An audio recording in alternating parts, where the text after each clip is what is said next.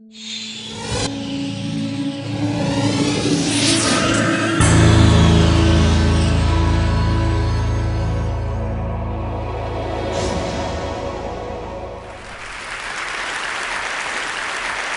new me is beauty. Yeah, you know, people used to say, no, Norman's okay, but if you followed what he said, everything would be usable, but it would be ugly. Well, I didn't have that in mind, so this is neat. Thank you for setting up my display. I mean, it's just wonderful. And I haven't the slightest idea what it does or what it's good for, but I want it. And that's my new life. My new life is trying to understand what beauty is about, and pretty, and emotions. And the new me is all about making things kind of neat and fun. And so this is a Philippe Starck juicer produced by Alessi. And it's just neat, it's fun. It's so much fun I have it in my house, but I have it in the entryway. I don't use it to make juice. In fact, I bought the gold-plated special edition, and it comes with a little slip of paper that says, don't use this juicer to make juice. The acidic, well, the acid will ruin the gold plating. So actually, I took a carton of orange juice and I poured it in the glass to take this picture. But beneath it is a wonderful knife. It's a global cutting knife made in Japan. And it's just, first of all, look at the shape. It's just wonderful to look at. Second of all, it's really beautifully balanced. It holds, it feels well. And third of all, it's so sharp, it just cuts. It's a delight to use. And so it's got everything, right? It's beautiful, and it's functional. And I can tell you stories about it, which makes it reflective. And so you will see I have a theory of emotion, and those are the three components. Hiroshi Ishii and his group at the MIT Media Labs took a ping pong table and a projector above it, and on the ping pong table they projected an image of water and fish swimming in it. And as you play ping pong, whenever the ball hits part of the table, the ripples spread out and the fish run away. But of course then the ball hits the other side and the ripples are the poor fish. They can't find any peace and quiet. And is that a good way to play ping pong? No. But is it fun? Yeah. Yeah. So, or look at Google. If you type in, say, emotion and design, you get 10 pages of results. So Google just took their logo and they spread it out. Instead of saying, you got 73,000 results, this is 1 through 20, next, they just give you as many O's as there are pages. It's really simple and subtle. I bet a lot of you have seen it and never noticed it. That's a subconscious mind. Sort of notices it. It probably is kind of pleasant, and you didn't know why. And it's just clever. And of course, what's especially good is you type design and emotion, the first response out of those 10 pages is my website. Now, the weird thing is Google lies, because if I type design and emotion, it says, you don't need the and, we do it anyway. So, okay, so I typed design emotion, and my website wasn't first again, it was third. Oh, well, different story. There was this wonderful review in the New York Times about the Mini Cooper automobile. It said, you know, this is a car that has lots of faults. Buy it anyway. It's so much fun to drive. And if you look at the inside of the car, I mean, I loved it. I wanted to see. I rented it. So this is me taking a picture while my son is driving. And the inside of the car, the whole design is fun. It's round. It's neat. The controls work wonderfully. So that's my new life. It's all about fun. I really have the feeling that pleasant things work better. And that never made any sense to me until I finally figured out, look,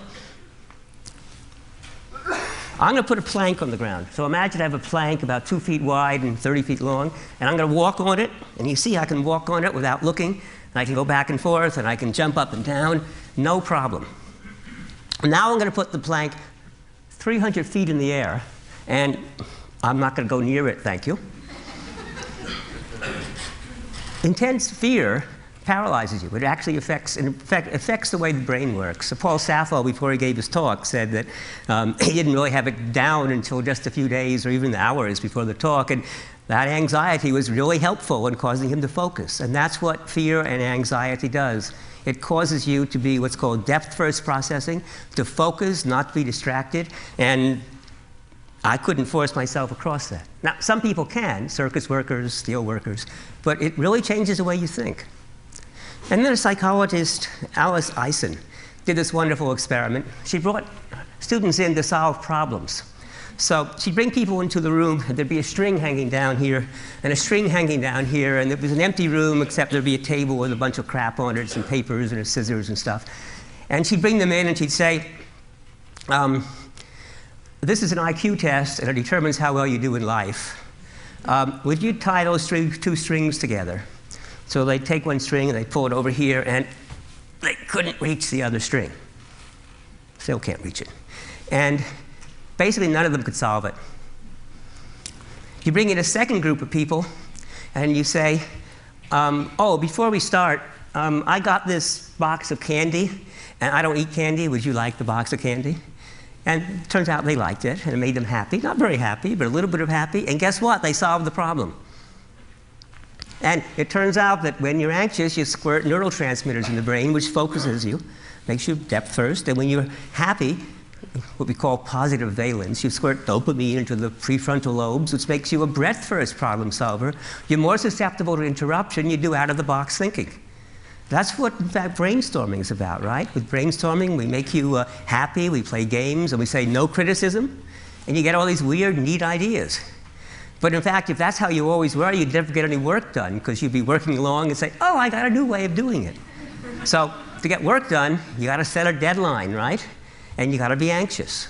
So the brain works differently, and if you're happy, things work better because you're more creative. You get a little problem, you say, I'll figure it out. No big deal.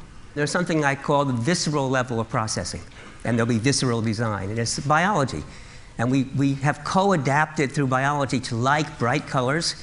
That's especially good that mammals and primates like fruits and bright plants because you eat the fruit and you thereby spread the seed. There's an amazing amount of stuff that's built into the brain. We dislike bitter tastes. We dislike loud sounds. We dislike hot temperatures, cold temperatures. We dislike scolding voices. We dislike frowning faces. We like symmetrical faces, et cetera, et cetera. So that's the visceral level. And in design, you can express visceral in lots of ways, like the choice of type fonts and the red for hot, exciting. Or the 1963 Jaguar. It's actually a crummy car. It falls apart all the time, but the owners love it, and it's beautiful. It's in the Museum of Modern Art. A water bottle. You buy it because of the bottle, not because of the water.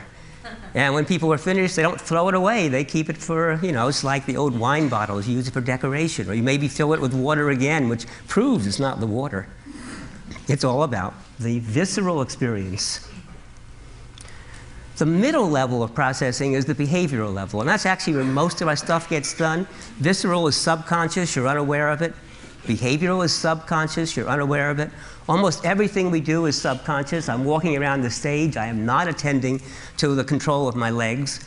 I'm doing a lot. Most of my talk is subconscious. It's been rehearsed and thought about a lot.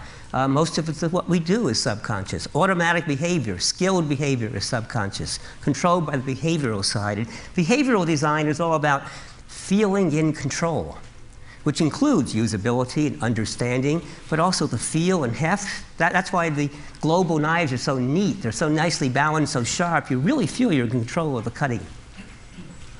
Or just driving a high-performance sports car over a demanding curve, but again, feeling that you are in complete control of the environment. Or the sensual feeling. This is a Kohler shower, a waterfall shower, and actually all those knobs beneath are also shower heads that will squirt you all around, and you can stay in that shower for hours.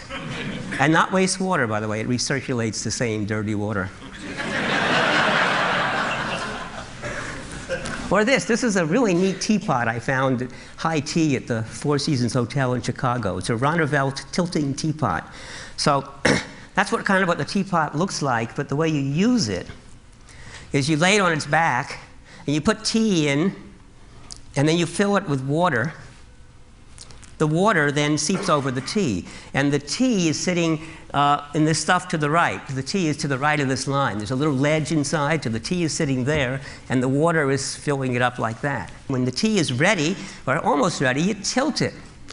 And that means the tea is partially covered while it completes the brewing. And when it's finished, you put it vertically, and now the tea is, remember, above this line, and the water only comes to here, and so it keeps the tea out. And on top of that, it communicates, which is what emotion does. Emotion is all about acting. Emotion is really about acting. It's being safe in the world. So that cognition is about understanding the world. Emotion is about interpreting it, saying good, bad, safe, dangerous, and getting us ready to act, which is why the muscles tense or relax.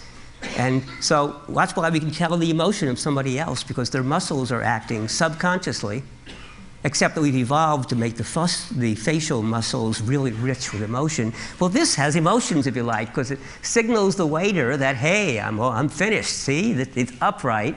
And so the waiter can come by and say, would you like more water? It's kind of neat. What a wonderful design. And the third level is reflective, which is, if you like, the superego. It's a little part of the brain that has no control over what you do, no control over it doesn't see the senses, doesn't control the muscles. It looks over what's going on. It's that little voice in your head that's watching and saying, that's good, that's bad, or why are you doing that? I don't understand. It's that little voice in your head that's the seat of consciousness. And here's a great reflective product. Owners of the Hummer have said, you know, I've owned many cars in my life, all sorts of exotic cars, but never have I had a car that attracted so much attention. See, it's about attention. It's about their image. It's not about the car. But even if you want a more positive model, this is the GM car. And the reason you might buy it now is because you care about the environment. And you'll buy it to protect the environment, even though the first few cars are going to be really expensive and not perfected. But that's reflective design as well. Or an expensive watch, so that you can impress people who say, oh, gee, I didn't know you had that watch. As opposed to this one, which is a pure behavioral watch, which probably keeps better time than the $13,000 watch I just showed you. But it's ugly. This is a clear Don Norman watch. And what's neat is sometimes you pit one emotion against the other, the visceral fear of falling, against the reflective statement saying, it's okay, it's safe. It's safe. And at the amusement park were rusty and falling apart, you'd never go on the ride. So it's pitting one against the other. The other neat thing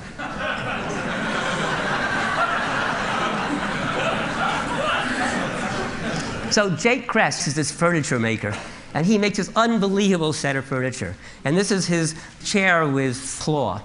And the poor little ball chair, it's lost its ball, and it's trying to get it back before anybody notices. And what's so neat about it is how you accept that story. And that's what's nice about emotion. So that's the new me. I'm only saying positive things from now on.